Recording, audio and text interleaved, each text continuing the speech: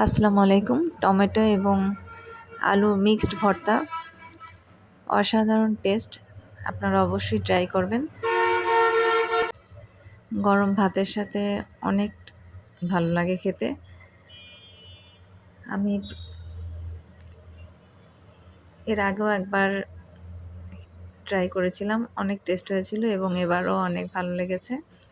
এখন যেহেতু টমেটো একেবারে শেষের পর্যায়ে, আপনারা শেষ হয়ে যাওয়ার আগে একবার অবশ্যই বানিয়ে খাবেন, আপনাদের ভালো লাগবে। অবশ্য টমেটোটা একটু তেলে দিয়ে নরম করে নেবেন। তেলে দিলে ওটা টেস্টটা আসলে অনেক বেড়ে যায়। আপনার যখন তেল, পেঁয়াজ, মরিচ একসাথে দিলে ওটা টেস্ট অনেক গুণ বেড়ে যায় টমেটোটা সিদ্ধ করার থেকে। আর আলু তো অবশ্যই সিদ্ধ করে তারপর ভর্তা করতে হবে। আপনার অনেক ভালো লাগবে খেতে। অনেক ধন্যবাদ।